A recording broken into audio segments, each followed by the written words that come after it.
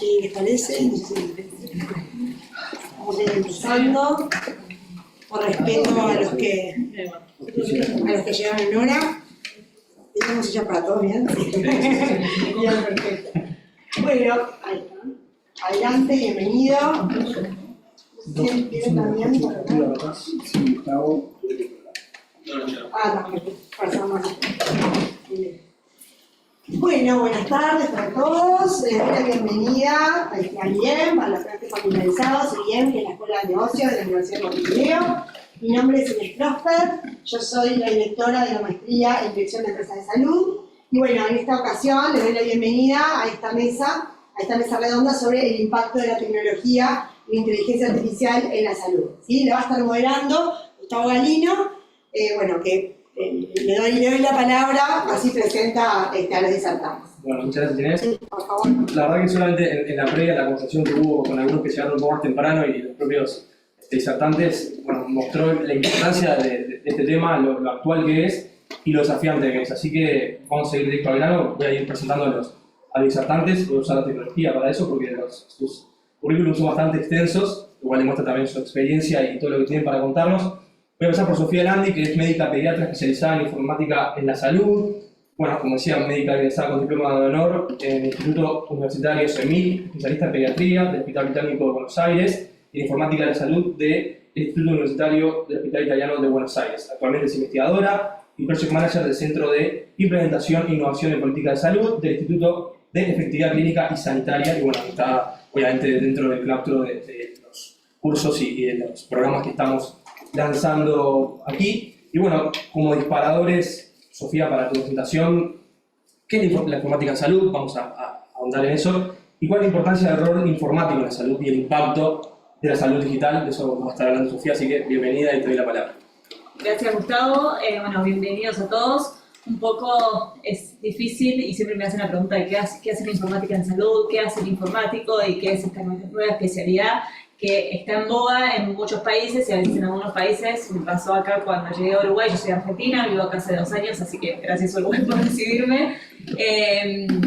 Y me dicen, ¿pero qué hace la informática en salud? Me intentan decir, bueno, ¿qué hace? Hay muchas definiciones. De hecho, ahí tenemos una definición que es por la National Library of Medicine, en donde habla, voy a leerlo textual, que es de costado, es el campo de las ciencias de la información que se ocupa del análisis y diseminación de los datos médicos a través de aplicar las tecnologías de la información a varios aspectos del cuidado de la salud y la medicina.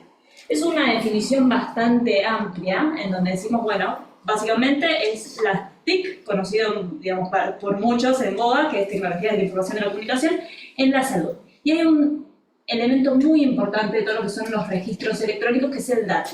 Recién hablamos al principio un poco del dato médico, y yo no quería aportar mucho, porque era parte, digamos, de esta charla, de este encuentro, es decir, que el informático en salud trabaja mucho sobre el dato.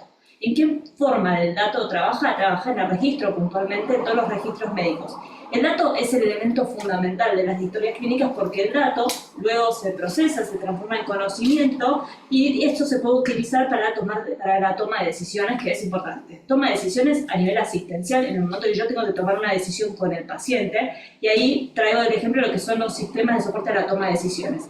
A través de un dato que yo ingreso, por ejemplo, puede ser neumonía, el sistema lo que me ofrece son diferentes paraclínicas que le puedo solicitar, diferentes tratamientos, o lo mismo cuando yo establezco una prescripción de un paciente, el sistema me puede sugerir qué interacciones hay entre los diferentes medicamentos, como así también qué interacciones puede tener el paciente si es alérgico o si tiene un valor en el laboratorio que ponga riesgo que yo le dé cierto medicamento. Entonces los datos son importantes para la toma de decisiones dentro de la asistencial, pero también para la gestión y para la investigación. Si nosotros tenemos datos, podemos hacer estudios de investigación. Al médico hay que, de alguna forma, convencerlo del para qué registrar. Lógicamente está la parte legal, y que lo venimos registrando a los médicos hace muchos años atrás por una cuestión legal del acto médico en sí, para uno recordar, digamos, la historia del paciente para cuando se vuelve a encontrar con el paciente. Pero después tenemos un montón de herramientas que podemos sacar y podemos utilizar a través de todos esos registros. Y la investigación es uno, y por otro lado también tenemos la parte de la gestión. Las instituciones gestionan, las instituciones de salud necesitan datos sobre cuántos pacientes hay internados en terapia intensiva, cuántos pacientes hay, digamos, en ambulatorios, cuántos pacientes con ciertas patologías, para luego poder gestionar de forma efectiva. Entonces, el informática en salud lo que hace es un poco trabajar sobre estos registros y que las historias clínicas electrónicas sean útiles. Tienen que diseñar de alguna forma lo que llamamos la interfaz, o sea, lo que usan los profesionales, y eso lo puede hacer conociendo, digamos, los casos de uso. Algo muy importante que hace el informático es relevar los procesos. Si bien los flujos, uno trabajando en el área asistencial, dice, bueno, yo más o menos los procesos asistenciales los conozco, pero varían de cada institución. Entonces yo si voy a implementar un sistema en una institución, tengo que conocer el flujo, el proceso, de principio a fin, y eso es un trabajo del informático, el relevamiento de todo el proceso, independientemente que el producto que se esté implementando o el sistema resuelva un tercio de todo el proceso, tenemos que ver el bosque completo, no quedarnos solo con el árbol, porque ese acto, digamos, luego se conecta con, digamos, otras partes del proceso. Entonces, para el manejo de la información también ahí tiene un rol el informático, el relevamiento de todo lo que es el proceso y también eficientizar eventualmente los procesos asistenciales. Otros de los trabajos importantes es lógicamente el informático, es el nexo entre el área de sistemas y el área médica. O sea, el área médica o el área asistencial, no específicamente el área médica, lo que hace es comunicarse con el área de sistemas y no pueden, digamos, hablar en el mismo idioma. Un poco lo que hace el informático es ser el nexo entre esas dos áreas. Luego hay muchas, digamos, responsabilidades de los informáticos y hoy en día también hay mucha información, muchos datos que se están generando. La salud es una de las industrias con más datos, por eso es el riesgo de mayor ataques de ciberseguridad que tienen los datos. La salud es una industria en que están todos mirando porque la cantidad de datos que genera un paciente, solo pensemos en un paciente en cuidados intensivos, son muchos datos los que generan. Entonces esos datos son información valiosa para hacer investigación, para después tener registros de diferentes patologías. Entonces hay muchos datos que es un desafío poder gestionar todos esos datos, pero a la vez es una oportunidad para hacer investigación, para tomar decisiones, entonces tenemos que abrazar de alguna forma esos datos.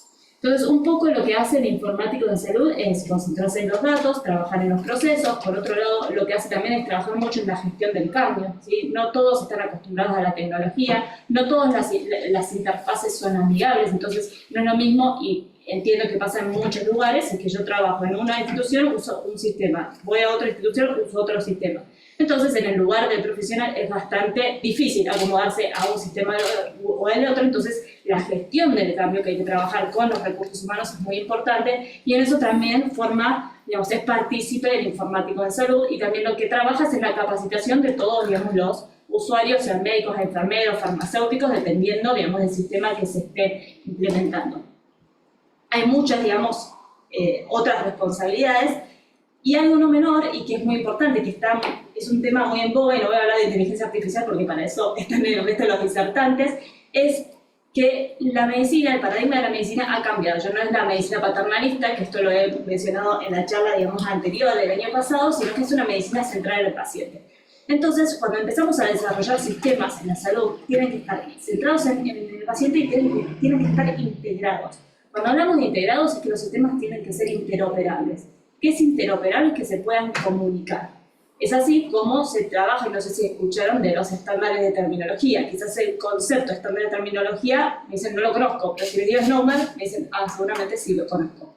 ¿Qué son los estándares? Son vocabularios que tienen diferentes términos, que pueden ser de diagnósticos, de procedimientos, de laboratorios, de imagen. Cuando hablamos de imagen DICOM, el DICOM es un estándar que permite que los sistemas puedan intercambiar información. La interoperabilidad es la capacidad de dos sistemas de poder intercambiar información. ¿Y cómo se hace eso? A través de estándares. Entonces, por eso es tan importante cuando uno le dice el diagnóstico tiene que estar codificado en Snowman. Más allá de que no tiene que ser una directriz, sino que uno quiere incluir el diagnóstico a la historia del paciente porque es de utilidad para la asistencia, tiene que ser un insumo que después eso puede comunicarse y hablar el mismo idioma entre sistemas. Entonces, otro, digamos, de las responsabilidades dentro de la informática de salud es tratar de alguna forma que los datos estén estructurados utilizando estándares para que después se puedan intercomunicar. Y cuando hablamos de estructuración de los datos, no tenemos que ahogarnos en intentar de estructurar todos los datos que registra el médico, porque si empezamos a estructurar todos los datos que registra el médico, yo como médica digo, no te completo más una historia clínica, porque el médico completa más en formato de texto libre. Como hablábamos hace un rato, quizás uno registra más si a medida, digamos, de dictado por voz, se registra la historia clínica. Lógicamente hay herramientas que de ahí se puede obtener información y hay que pensar en qué momentos hay que estructurar el dato. ¿Para qué? ¿Para qué voy a estructurar el dato? Lo voy a estructurar porque el formulario en papel está estructurado y lo tengo que estructurar igual. Ahí no tiene sentido. Si yo lo voy a estructurar porque después me va a servir para hacer una gestión sobre ciertos datos, ahí sí me va a servir. O lo voy a estructurar porque necesito que esté codificado para que después se puedan hablar los diferentes sistemas, también me puede servir. Entonces ese es otro aspecto de la informática de salud que es muy importante en trabajar en la interoperabilidad de sistemas porque el paciente, digamos, tiene que tener una historia clínica única. Independientemente que en las historias, en cada institución se usen diferentes historias, el paciente puede tener que intercambiar esa información. Por eso existe la historia clínica nacional que, digamos, empezó para hacer el intercambio, a veces no se tiene toda la información, no voy a hablar de historia clínica nacional porque no estoy digamos, metida en eso, pero los países están yendo hacia eso e incluso se está hablando de tener una historia única del paciente a nivel, digamos, mundial, para que el paciente no tenga que ir llevando, digamos, toda su información o informando a los profesionales de su situación. Más allá de qué hace el informático médico, algo también interesante es saber, bueno, ¿cómo se forman los informáticos médicos? Porque es algo nuevo, ¿desde cuándo viene este concepto de informática médica?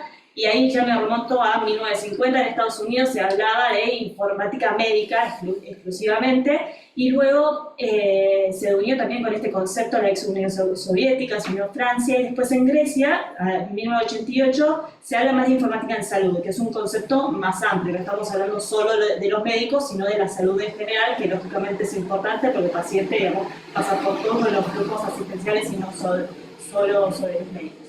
Y a nivel de la región, en Brasil, en 2017, es interesante porque empiezan a establecer directrices para que el conocimiento o los conceptos de tecnología de información estén inculcados de alguna forma en la formación de los profesionales de la salud. No que sea quizás una formación específica, pero que sí se empiece a hablar de la informática en salud desde la formación de grado, por decirlo, de los médicos, por ejemplo.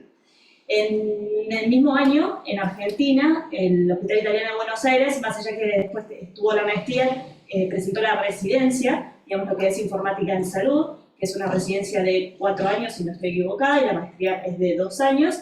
Y en Perú también, en el 2000, ya más o menos 2020, 2022, empezaron a hablar, a establecer ciertas competencias en el Ministerio de Salud de aquellos conocimientos tecnológicos que tienen que tener los profesionales de la salud, que no es no, uno sabe, digamos, el conocimiento asistencial, después cómo utilizar los sistemas, algún conocimiento los profesionales tienen que tener, más allá de que después pueden haber ciertos profesionales que se dedican a la informática en salud y acá hago una salvedad, los informáticos en salud no son todos, digamos, no son de formación asistencial necesariamente. Hay informáticos de salud que pueden ser, cuya especialización sea del área técnica, de tecnología, y se especializa luego en informática en salud, no necesariamente, digamos, eso.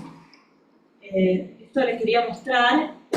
Esto es un análisis realizado que fue presentado en una de las jornadas del Hospital Italiano. No voy a llevarme el mérito, digamos, del análisis realizado, pero es un poco los diferentes programas que hay relacionados a la informática de salud en la región y en otros países. Yo lo único que me tomé de atrevimiento es de agregar las residencias en Argentina, que eso, digamos, está volcado en esta información, pero van a ver que de alguna forma en la región hay ciertos cursos, diplomaturas relacionados a la informática de salud. Es interesante, que repito, este informe no lo hice yo, pero en Uruguay se presenta un único caso y es el de la Universidad de Montevideo del año pasado, así que fue de mi grado de interés, digamos, notar eso. Y algo que les quería compartir, porque quizás les es de interés a ustedes, es que la Organización Panamericana de la Salud brinda en su página diferentes cursos que son gratuitos y son, digamos, no son muy largos y son de conocimiento bastante simple. No es un único, como aparece quizás ahí en el gráfico, sino que son varios cursos orientados a diferentes temáticas de la informática en salud. Por ejemplo, telemedicina, por ejemplo, sistemas de información de salud específicamente. Y hay un montón de cursos que realmente son interesantes y son bastante claros por si les interesa a ustedes. Y otra de las consultas que habíamos charlado, de decir, bueno, pero el informático en salud, ¿dónde hay médicos información de que yo soy acá una de las presentes? En donde, digamos, en la región, cómo se dispersan, digamos, los informáticos en salud. Este es, digamos, es un monitor digamos, a nivel mundial que toma 7 indicadores. Ahí les dejé digamos, la URL por si es de interés de ustedes. Es a nivel mundial. Yo solo acá traje lo de la región y solo estoy mostrando un único indicador que es el de recursos humanos. Que acá habla, digamos, es un indicador que se basa de unas 4 o 5 preguntas, preguntando específicamente en cada país sobre la formación de profesionales de la salud orientados a informáticas, si hay o no hay, en qué tipo, si hay digamos, de continuación, y luego si aquellos que se forman digamos, en informática en salud, si se cuenta con ese recurso humano para digamos, el hecho de los diferentes trabajos específicos en el área de la salud. Los países con más, digamos, con mayor reporte o mejor puntaje, por así decirlo, son Argentina y Brasil, pero tanto Argentina, Brasil, Chile y Colombia, todos tienen un buen, digamos, un puntaje de 4 sobre 5 sobre el hecho de contar con recursos humanos específicos digamos, de informática en salud como mano de trabajo para hacer digamos, las diferentes tareas que les estuve comentando. En Uruguay no es que no haya nada, sino que no hay datos, entonces por eso digamos, está grisado para este digamos, indicador. Entonces esto se los dejo, después es de interés, la verdad que es muy interesante este monitor. Bien.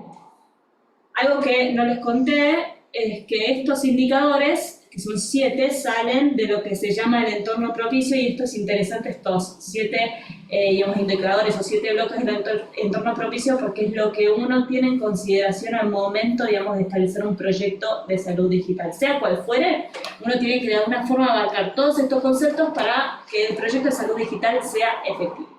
Esto se presenta sobre todo a nivel nacional, cuando se presentan las agendas digitales a nivel de los diferentes países, que tienen que tener en consideración el liderazgo, la estrategia, la inversión, las diferentes aplicaciones, los estándares y la interoperabilidad, las diferentes infraestructuras, todo el aspecto de leyes y, lógicamente, los recursos humanos.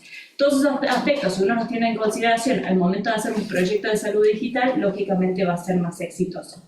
Y ahí me lleva a contarles que cada país, creo que lo saben por el caso de Uruguay, pero todos los países tienen una agenda de salud digital. A veces son públicas y a veces no son no públicas. Y lo interesante, y a mí lo que me gusta de la informática en salud, es que no somos dueños de nuestros conocimientos. Se comparten muchos de los proyectos que se está trabajando en informática en salud entre instituciones, al menos eso digamos, me pasó en mi experiencia, también entre países. Y hay una plataforma que es desarrollada por el BID, que también es pública, en donde dispone de las diferentes estrategias de salud digital de cada uno de los países, lógicamente de acuerdo a si la información está pública o no está pública, se publica la información, están los links de redireccionamiento. En el caso de Uruguay redirecciona con Salud UI, en el caso de Argentina, como ya la agenda de salud digital está pública en su 100%, muestra cuál es la estrategia. Generalmente son estrategias que abarcan una gran cantidad de años y van en paralelo a la estrategia de salud de la OMS, entonces un poco el paralelismo de las franjas de años va relacionado con eso. Entonces también les quería dejar este link, digamos, porque me parece interesante para que se lleven. Después seguramente esto queda grabado, así que digamos, lo pueden compartir. Sí, perdón, me pasé. Ahí estamos. Y bueno, creo que un poco abarqué los temas que habíamos hablado, más desde informática en salud, y entender que la salud digital, porque informática en salud, salud digital, son conceptos de alguna forma que de alguna forma se pisan, es básicamente, y lo estoy simplificando y no es tan simple, sino que es muy complejo, es el uso de las TICs en la salud, y está transformando la salud. ¿Por qué está transformando la salud? Porque hoy se hace medicina de otra manera, que tenemos que ser, digamos, conscientes de que eso está sucediendo. Ya de forma beneficiosa, por supuesto que sí, porque la tecnología hay que usarla de forma beneficiosa, pero tratando de no caer en usar, digamos, incorrectamente la tecnología. Pero, por ejemplo, con el caso de la telemedicina, que el auge fue con la pandemia de COVID, no fue, digamos, antes, pero la telemedicina existe el concepto también desde 1950, parece que todos los caminos de informática fueron 1950, pero la telemedicina existe hace mucho. Lógicamente la pandemia expuso una necesidad, pero la telemedicina permite que el paciente se atienda ante falta de recursos, porque se puede atender de forma remota si no tiene, digamos, los profesionales con los que debe asistir. También reduce los costos a nivel de salud, porque si un paciente no tiene que trasladarse, ¿para qué se va a trasladar si se puede atender remotamente? Entonces, hay diferentes beneficios que trae, que está transformando la tecnología en lo que es la salud. Y también otro aspecto que cambió mucho es que el paciente hoy es un paciente empoderado. El paciente es dueño de su información y por eso se empezaron a desarrollar también los portales de salud, los portales personales de salud o PHI por sus siglas en inglés, en donde el paciente, más allá de visualizar su historia clínica, que es lo primero que hacen, en realidad lo primero que hacen las instituciones es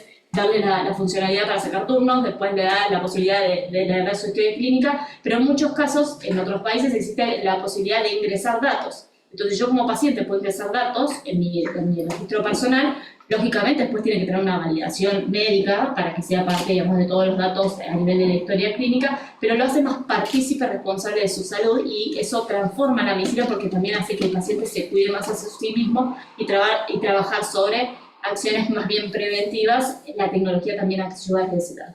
Así que creo que no tengo nada más para decir, no sé. Bueno, igual les aclaramos que al final vamos a tener un espacio para poder hacer algunos comentarios o preguntas y desarrollar algunas inquietudes de lo que hayas presentado, Sofía, así que agradecerte, pero vamos a seguir conversando. Si les parece, vamos a dar paso al segundo orador, en este caso Nicolás Nin, que es el director del Centro de Ciencias Biomédicas de la UEM, es doctor en Medicina por la Universidad de la República y completó sus estudios de Medicina Intensiva y Gestión y Administración de la Salud. Posee un título propio en Bioestadística por la Universidad Complutense de Madrid y un máster en Gestión de Riesgo y Seguridad del Paciente del ISD de Madrid también. Además, tiene un doctorado en Ciencias Biomédicas realizado en la UDELAR y Universidad Complutense de Madrid. A lo largo de su carrera, bueno, fue profesor adjunto del Departamento de Fisiopatología, asistente de Nefrología de UDELAR y profesor de Medicina Asociada de la Universidad Europea de Madrid. Asimismo, ha ejercido la docencia y gestión en estas instituciones, como la nuestra, o la UEM, y bueno, ha sido consultor también en el área de salud e incorporación de tecnología médica y tiene varios desarrollos en tecnología aplicada a la salud. Bueno, con Nicolás vamos a hablar un poco, bueno, del impacto y cómo la tecnología ayuda a mejorar la atención del paciente con la gestión. Así que te damos la bienvenida también. Buenas tardes a todos. El año pasado, cuando empezamos el curso de Innovación y Tecnología en Salud, bueno, junto con Sofía, junto con la Facultad de Ingeniería, pensamos, bueno, cuál es el curso mejor que podríamos hacer, y ahí incluimos a informáticos médicos, y ahí, bueno, con Sofía trajimos a la gente del Hospital Italiano de Buenos Aires, que realmente son los que están con más potencia en eso. Pusimos a ingenieros informáticos de la universidad, el cual es muy bueno siempre que los ingenieros estén y trabajen a par con el personal sanitario. Y también trajimos a empresas como la de Pablo, que realmente hacen muchísimo software y muchísima tecnología, el cual ninguno de nosotros lo disfrutamos, porque todo ese software se exporta.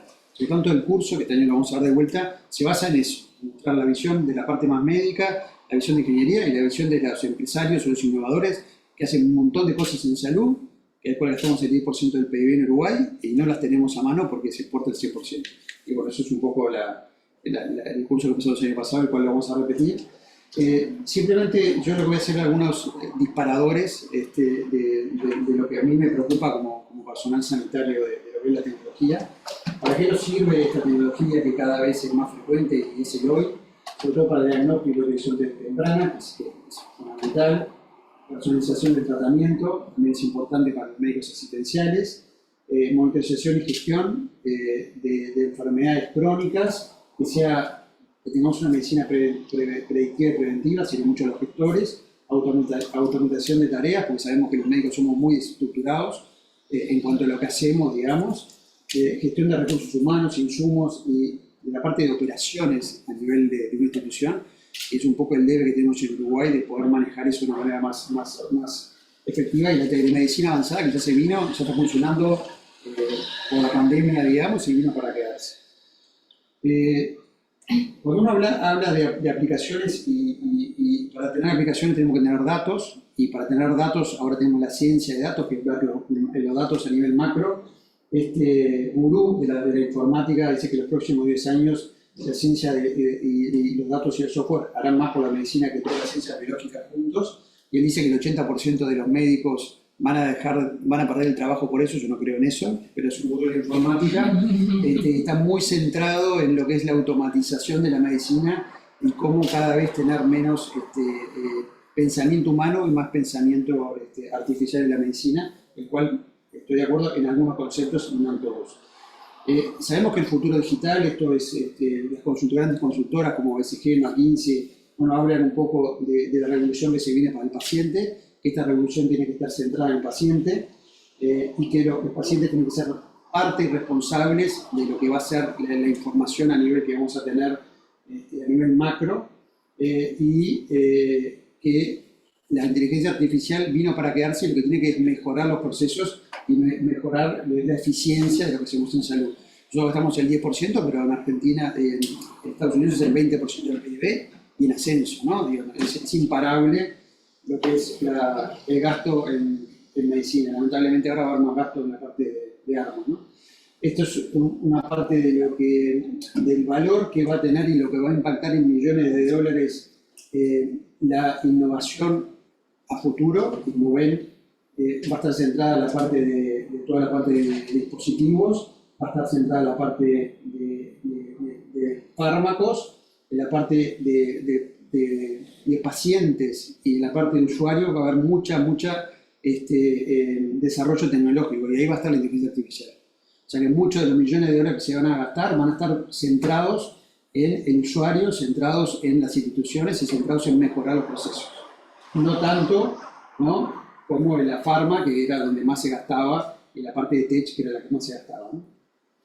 Cuando vemos dónde estamos a nivel de tecnología e inteligencia artificial en cuanto a lo que es la parte de dominio de la parte de salud, vemos realmente que falta mucho, pero ya están todas en desarrollo. Por ejemplo, la parte de agregar valor a lo que hacemos, la parte de calidad y seguridad de los pacientes, la parte de operaciones, las operaciones a nivel de instituciones de salud.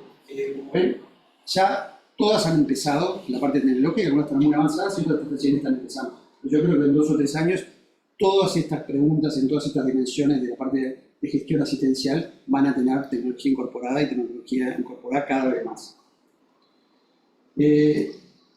Porque ¿cómo va a revolucionar a nivel de la práctica clínica asistencial? Como ven, desde tener los datos del paciente, de tener los datos clínicos, variables biológicas, cómo desde ahí, con inteligencia artificial, podemos sacar una serie de conclusiones de predicción de enfermedad, hasta mejorar los tratamientos, hasta si está incorporado a una tecnología, por ejemplo, a un ventilador mecánico o una máquina de diálisis, que sea autómata esa máquina y que haga lo que el algoritmo tiene programado. Hasta ahí podemos llegar y ya hay trabajos que los ventiladores mecánicos actúan en base a un algoritmo. Eso ya es el hoy, no es el futuro. Lo otro es cómo podemos mejorar la gestión de operaciones a nivel sanitario. Podemos programar, sobre todo la parte de mantenimiento, la parte operativa, que es un caos a nivel institucional. Cómo podemos mejorar la inteligencia artificial, cómo podemos mejorar la gestión de lo que es a nivel de asistencia hospitalaria, o prehospitalaria o domiciliaria, optimizar la comunicación entre nosotros, porque uno de los grandes errores que tenemos es cómo nos comunicamos a nivel institucional de todos los lugares, pero la parte sanitaria nos comunicamos muy mal. Reducir el trabajo administrativo, eso es muy importante porque una de las cosas más importantes del burnout que tenemos es por la carga administrativa, gestionar reclamos de pacientes, etcétera, etcétera, etcétera. O sea que la inteligencia artificial y la tecnología puede servir para mejorar muchísimo este tipo para gestionar a nivel sanitario. Ni que hablar en la parte de educación, eso ya estamos utilizando, la mayoría de nosotros estamos utilizando el ChatGPT o algo similar en temas de educación, eso ya es el presente, y se habla hasta de modelos que me digan, que me predicen cuándo voy a morir. Ya esto es una compañía escandinava que, poniendo un poco la historia que tenemos, me va a predecir el día y la fecha de la muerte. O sea que si asusta un poco lo que es la tecnología y los algoritmos, ¿no? Esto puede tener un error brutal, ¿no? Porque me puedo caer, puede tener un accidente de auto, pero bueno, sepan que esta compañía existe y está haciendo esto. Pero hay cosas ya que son muy recientes y realmente, como esto es un sistema de detección de melanoma, que realmente está funcionando. Esto es parte de Google Health. Y bueno, uno de los 3, 4 o 5 cánceres más importantes del lugar es el melanoma, y esto te lo detecta. Ya hay críticas porque esto está solo para pacientes de piel blanca, entonces hay inequidad. Entonces, bueno, la tecnología puede tener inequidades. Este es un ejemplo. Esto es la detección precoz, esto también es de Google Health y con Imperial College, la detección precoz de cáncer de mama, que lo hace muchísimo antes de la mamografía. O sea que es brutal. La tecnología podría llegar a ser si no se equivoca el algoritmo y el diagnóstico, ¿no? No tiene que equivocarse el algoritmo del diagnóstico. Pero bueno, como dice este artículo de Nature, ojo, porque la tecnología puede ser también peligrosa y puede ser muy inequitativa, ¿no? Los países ricos van a tener tecnología, los países pobres van a tener poca tecnología y los países ricos pueden tener algoritmos en base a los países pobres con un problema de ético importante. Por eso Naciones Unidas ha sacado ahora una especie de libro de principios éticos en cuanto a la inteligencia artificial y la tecnología.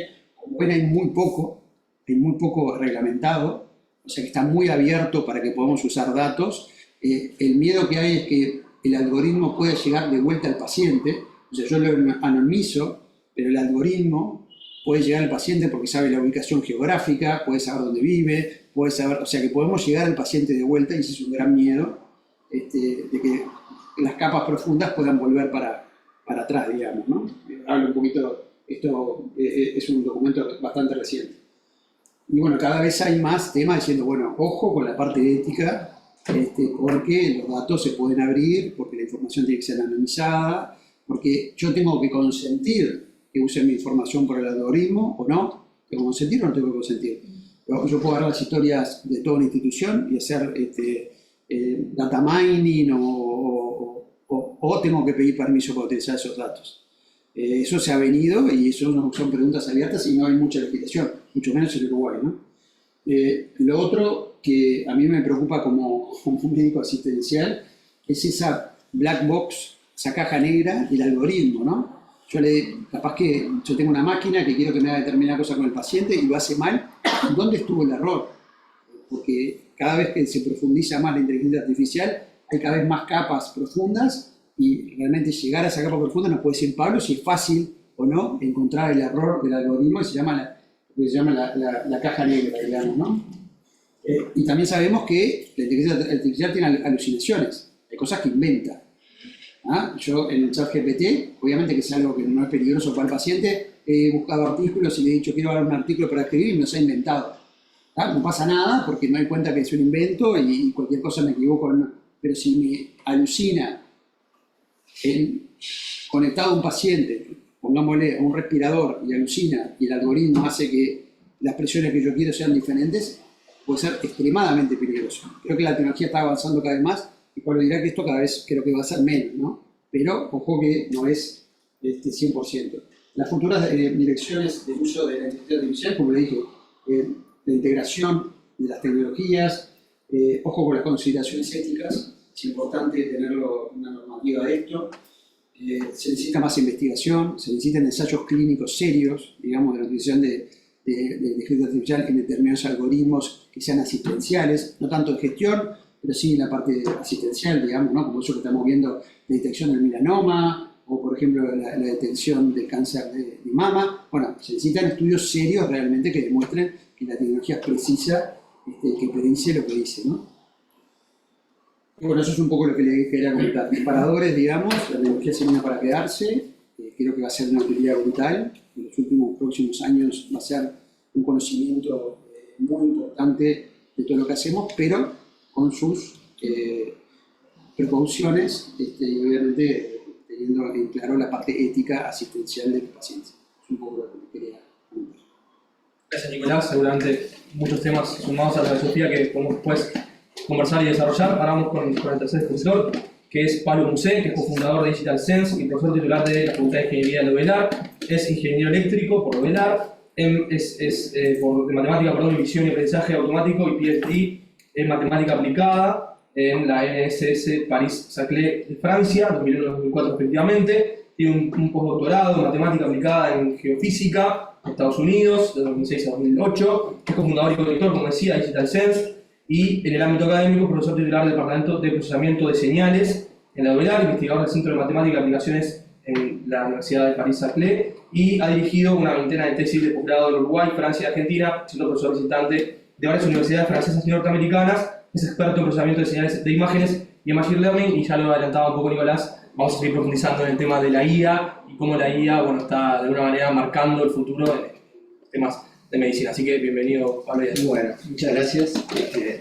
Creo que una de mis misiones acá era sacar miedos y hacer entender un poco qué es lo que está pasando atrás de todo esto, que parece muy misterioso, pero es para nada misterioso. Así que voy a empezar por algo Son más o menos las cosas de las que quiero hablar. En realidad hay un punto ahí que voy a dejar para la discusión después. Inteligencia artificial, machine learning, deep learning, ¿qué son estas palabras que están apareciendo tanto en la vuelta y que tanto se nombran? Voy a hablar un poco de inteligencia artificial en salud. He trabajado en algunas aplicaciones en el área de salud, no es lo que más trabajo, pero tengo bastante conocimiento del tema. Sobre la situación en Uruguay y Latam, esto lo vamos a discutir entre todos, son las preguntas que tengo. Y después voy a hacer un poco de futurología, ¿no? Cuál es el futuro de la inteligencia artificial y los posibles usos en medicina e impacto. Lo primero que quiero decir es que detesto la palabra inteligencia artificial. Bueno, yo dije IA, por lo menos. Porque no quiere decir nada, primero, y segundo, porque hay un error histórico atrás de la palabra inteligencia artificial que se les puede contar. Inteligencia artificial es una bolsa enorme en donde en los años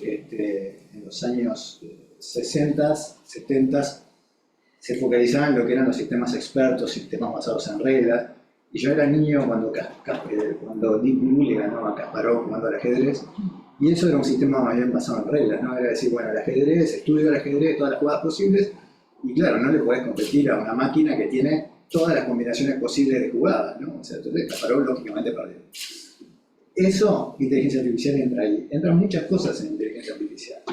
Pero es un poco injusto el nombre, porque lo que hoy en día le llamamos inteligencia artificial es más bien lo que entendemos como machine learning, aprendizaje automático o reconocimiento de patrones, ¿no? ¿De dónde viene la injusticia? En los años 50, Frank Rosenblatt inventa el perceptrón. Con ese nombre tan fantástico, el perceptrón prometía ganarse el mundo, y en realidad el perceptrón lo único que hacía era un clasificador lineal. O sea, tenía dos clases, ¿no? Digamos, por ejemplo, no sé, blanco y negro, pelotita blanco y negro. El perceptrón lograba sacar fotos en el año 57, ¿no? Sacar fotos de esas y clasificar. Si venía una nueva pelotita, el algoritmo decía esto es blanco o esto es negro. Y tenía muchísimas limitaciones, ¿no? Se prometió mucho, después vinieron pruebas matemáticas de que tenía un montón de límites el perceptrón, y ahí cayó radicalmente todo lo que era esa idea de las redes neuronales. El perceptrón es la primera red neuronal de una capa, para los ingenieros de acá, que creo que una mía puede ser. Así que más o menos algunos saben de lo que hago cuando digo la red neuronal. Red neuronal de una capa con muchas limitaciones a aplicaciones reales, digamos. Entonces, la comunidad científica medio que mató eso y se creó algo que se llamaba inteligencia artificial. La conferencia de Dartmouth, que se juntó grandes nombres, McCarthy, Minsky, Papert, todos nombres muy conocidos, en donde la idea era ir más bien hacia lo que eran los sistemas basados en reglas, los sistemas expertos, y eso era lo que se pensaba que era el futuro, ¿no?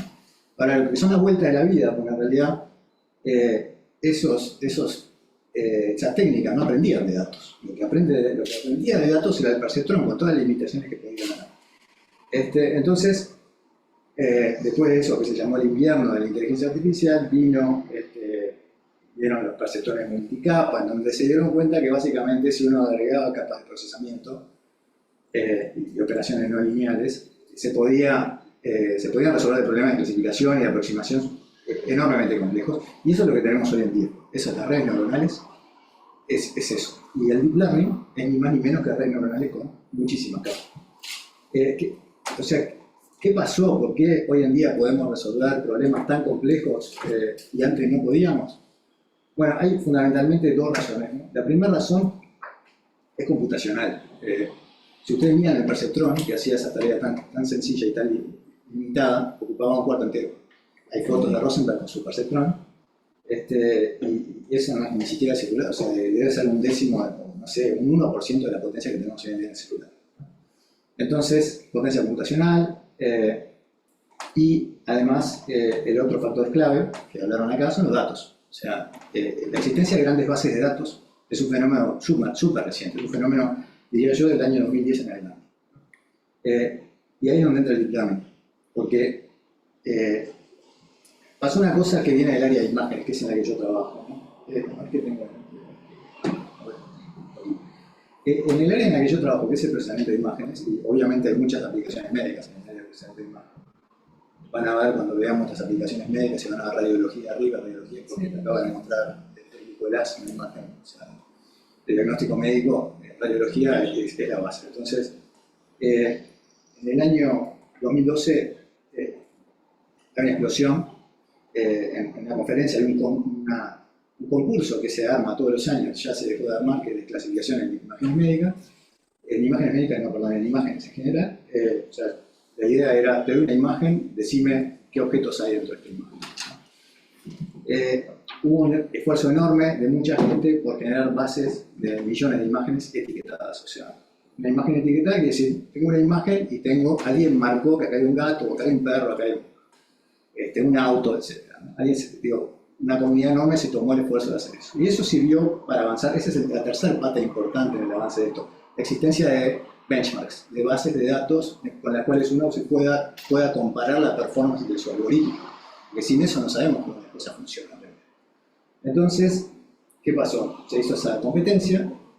En los años 2010 surgen los GPUs, que es una arquitectura de procesador distinta que sirve perfectamente para este tipo de cosas, porque lo que hace es hacer operaciones matriciales muy rápido, y la base del deep learning es el álgebra lineal, que básicamente es operaciones de matrices. Entonces, con los GPUs y con esas bases se pudieron entrenar lo que se llaman redes profundas. Además, hay hitos tecnológicos que no voy a contar, que son teóricos, que han permitido que se pueda entrenar una red profunda, porque con todos esos datos y con toda esa potencia de cálculo no es evidente igual que mis algoritmos puedan aprender de los datos. Entonces, en 2012 un equipo de Oxford propuso una red profunda que la pudo entrenar, y de ahí en más esa es la explosión que hemos visto en todos lados, y sobre todo en el campo de las imágenes, ¿no? Ahí arranca esto. Entonces, si yo voy un poco para atrás en la historia y digo, ¿qué hay de nuevo acá? ¿Qué fue nuevo? Bueno, Rosenblatt inventó el perceptrón, los rusos estaban un poco aparte de lo que pasaba en Estados Unidos, que fue donde vino la censura, un poco de ese tipo de metodología, siguieron trabajando en las redes neuronales, avanzaron mucho en las perceptrones multicapa. En el año 80, un japonés propone una arquitectura que se llama el neocognitrón, Fukushima se llamaba este señor, y no la puede entrenar porque no tiene los algoritmos de minimización y de optimización para entrenar esas redes neuronales. Hay que esperar al año 98 para que Yann LeCun, que es uno de los premios Turing, el premio Turing es como el premio Nobel de informática, ¿no? Hace unos años recibieron 3 personas del área de esta del Deep Learning. Yann LeCun propone una arquitectura que se llama el DNet, que en realidad, cuando uno mira el neocognitrón y el DNet son realmente muy parecidas, pero él contaba con un avance teórico que es el algoritmo de backpropagation, que se permite optimizar las redes. Entonces, surgió eso en el 86, ¿no? El neocognitrón es del 80, 86 el algoritmo de backpropagation, 97 tenía más imágenes para entrenar en las bases de dígitos del correo americano, no sé, para los ingenieros habrán visto. Un problema de juguete que nos planteamos es, tengo una base de dígitos manuscritos, lo puedo clasificar bien o no. Con esa base trabajó LeCun y logró tener un éxito enorme. O sea, ahí realmente eso rompió todo. No estamos hablando del 98. Pero había que esperar hasta los años 2010 para poder trabajar con bases mucho más grandes y poder contar con bases etiquetadas de millones de imágenes. Y esa es un poco la historia.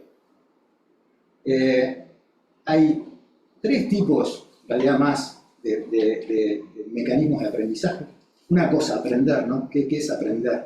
Aprender suena como una cosa que una máquina aprende, ¿no? ¿Cuál es el misterio de una máquina aprende? ¿Qué quiere decir que una máquina aprende? La máquina aprende en realidad lo único que es que tengo una familia de funciones que tienen millones de parámetros, que son estas redes profundas, y tengo algoritmos que permiten que se ajusten bien a los datos. Esos algoritmos, que se basan en técnicas bastante conocidas de optimización, eso es aprender. Aprender es ajustar una función. O sea, ese nombre tan misterioso no quiere decir más nada que optimizar una función que tiene millones de parámetros, así como lo digo, parece sencillo, pero es bastante complejo. Entonces eso es aprender, y hay 3 paradigmas de aprendizaje y todas las mezclas posibles entre sí, ¿no? Pero está el aprendizaje supervisado, que es el aprendizaje que se usa más en las ciencias médicas, en donde uno tiene, por ejemplo, uno tiene una imagen de una lesión de piel y tiene el diagnóstico de eso. Tiene la etiqueta que sería como el especie de ground truth, ¿no? La la verdad no existe en realidad, ¿no? Pero podemos decir que un diagnóstico por anatomía patológica puede ser bastante certero comparado con el diagnóstico que uno puede hacer a partir de una imagen, ¿no? Entonces, hagamos de cuenta que ese diagnóstico es la verdad, y eso es el aprendizaje supervisado. Tengo datos y tengo etiquetas. Aprendo entonces a diseñar algoritmos que aprendan a aproximar o aprendan a clasificar de forma tal que cuando me den una nueva muestra, un nuevo dato, yo aprendí de qué lado de las superficies separadoras, digamos, de esos algoritmos caen y con eso predigo, con una predicción. Eso es el aprendizaje no supervisado. Aprendizaje no supervisado son un montón de técnicas que trabajan sin etiqueta, que son súper importantes, porque hoy en día el costo mayor para trabajar con esta base de datos es el etiquetado. Alguien tiene que etiquetar esta base. Y en el medio existen los métodos que se llaman autosupervisados, que hacen una mezcla entre no supervisado y supervisado. El reinforcement learning no voy a hablar, pero es más o menos técnicas para aprender estrategias. Tiene mucho que ver con robótica. Bueno, y ahí hice un paneo de qué es la inteligencia artificial, mal llamada inteligencia artificial, bueno, en realidad es machine learning, y los que conocen un poco de historia de la ciencia, en realidad, más que machine learning, mucho más que inteligencia artificial, es mucho más parecido. ¿Se acuerdan que en los años 80 se hablaba mucho de cibernética? Y se dejó de hablar de cibernética. En realidad, lo que nosotros hoy en día entendemos por inteligencia artificial es la cibernética de Wiener. Wiener propuso la teoría de la cibernética, muy inspirada en la biología además, en temas de control y feedback, en el año 48. Después también por todas estas cuestiones históricas, de nombres y comunidades que empiezan a pesar más, etc., eso se desplaza, pero la palabra cibernética, que cuando yo era chico se usaba mucho, hoy en día capaz que nadie habla de eso. Bueno, entonces, inteligencia artificial o cibernética es lo que más o menos expliqué. ¿Qué pasa en las ciencias médicas? Bueno, no sé si se lleva a dar mucho, pero eso es lo que está. Eso es una forma de ver el impacto de toda esta área en las ciencias médicas, mirando la cantidad de estudios publicados en PubMed. PubMed es un repositorio de artículos en las ciencias médicas, y lo que vemos ahí es todos los trabajos publicados que de alguna manera usan Machine Learning o Deep Learning. Y ven el crecimiento exponencial en los últimos años. Al lado, se ve muy mal, elegí muy mal la imagen, al lado, en las pelotas esas lo que muestran es las áreas, y la que domina ahí es radiología, oncología, oftalmología, hematología, todo lo que use alguna cardiología, todo lo que use imágenes o use sobre todo series temporales. ¿Imágenes o qué? Series temporales. Por ejemplo, a ver, para algo básico, un diagnóstico de electrocardiogramas, ¿no? Hoy en día hay cosas que funcionan muy bien.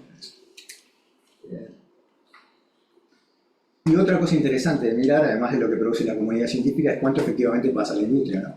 Y esto nos da una idea de cuánto pasa a la industria, que son los dispositivos médicos basados en inteligencia artificial o machine learning, aprobados por la FDA. Hay alrededor de unos 700 dispositivos médicos hoy en día que usan IA o ML, y de esos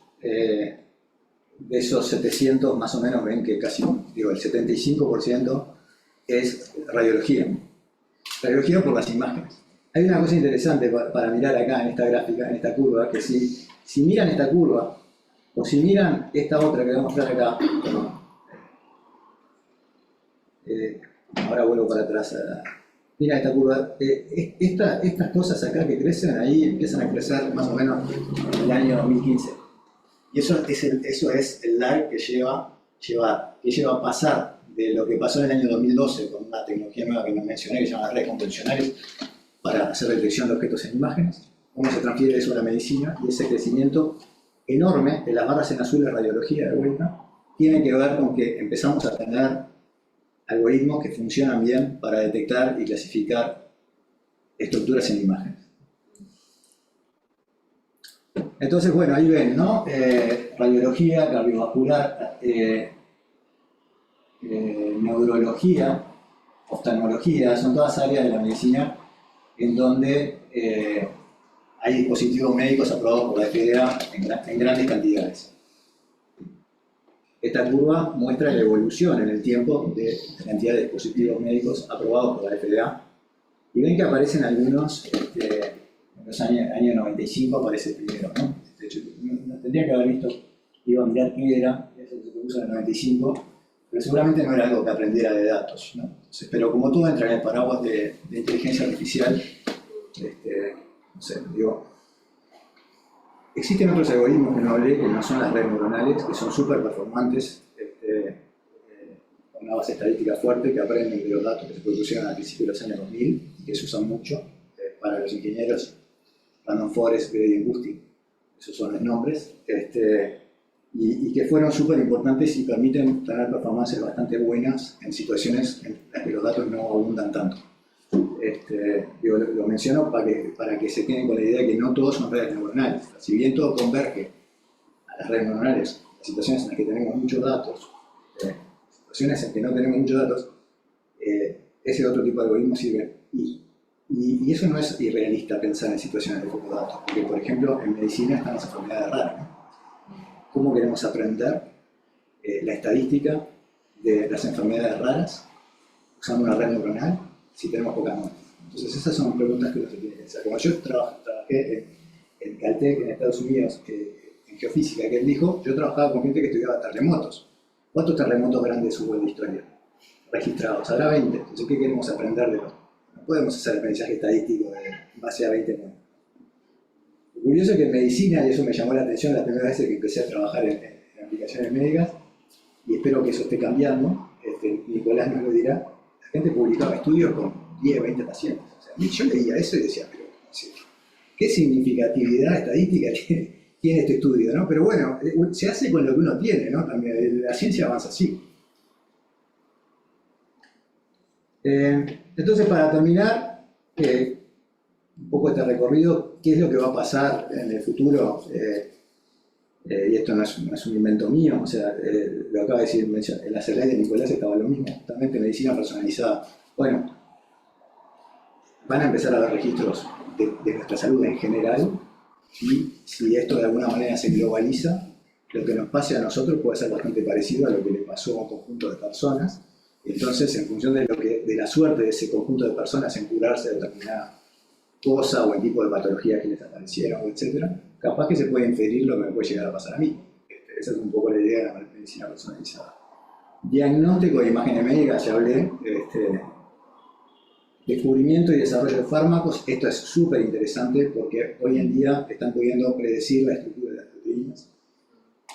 Y con esto se abre toda la vida de diseñar nuevos fármacos, de diseñar vacunas. Y eso, no sé si está bueno que lo busquen, lo que les interesa se llama AlphaFold, de DeepMind. DeepMind es una empresa inglesa que compró Google hace bastante tiempo. Y ahí desarrollaron AlphaFold, que hace predicción justamente de estructura de las proteínas. Optimización del flujo de trabajo y la asistencia médica. También mencionó Nicolás eso, o sea, ¿cómo hacemos para hacer que un hospital funcione de manera más óptima? ¿Cómo hacemos para trabajar? Son temas de logística, en definitiva, ¿no? Y la optimización logística, si yo tengo datos, la puedo hacer mucho mejor, por supuesto. Y después un tema fundamental es el monitoreo remoto de pacientes y la telemedicina. Pero digo, más allá del tema de la telemedicina, yo en la pandemia todos capaz que hicimos alguna consulta médica por Zoom, etcétera, la seguimos haciendo porque a veces, si te vas al médico y te tiene que comentar los resultados de tus estudios, no vas a, yo soy socio de MP, no voy a ir a MP, agendo una llamada y me dice, está todo bien. Entonces, la telemedicina tiene ese aspecto, pero lo que es súper interesante acá es si uno puede hacer monitoreo remoto y ese médico está recibiendo esos datos de forma remota. Bueno, monitoreo remoto es realmente fantástico. Imagínense que la persona está, no sé, en un hospital en India y quiere consultar un centro de Estados Unidos donde le están llegando continuamente los datos al médico, todo ese tipo de cosas. Entonces, esos monitoreos remotos se pueden hacer justamente con algoritmos que permitan procesar los datos y mandarlos. Hay dispositivos, ¿no?, que se han desarrollado para eso, tanto Por web supuesto. como también. Sí. Conocí a una gente de una empresa uruguaya que se llama Doctari, que están desarrollando, ellos se focalizan hacen algo muy parecido a un modelo que hay en Francia, que es de macheo entre pacientes y médicos, pero además están tratando de agregar el hecho de diseñar aparatitos que permitan medir determinadas cosas. Entonces vos estás en tiempo real hablando a distancia con tu médico y te dice, a ver, tomate, no sé, la presión, Sí, decir algo, sí, ¿no? eso sí. Vamos a hacer un electrocardiograma y... Se hace un electrocardiograma incluso y no sé si no hay algo de ocultación. Bueno, todo eso va a venir cada vez mucho más porque los algoritmos de diagnóstico hoy en día, justamente gracias a la abundancia de datos, eso va a explotar.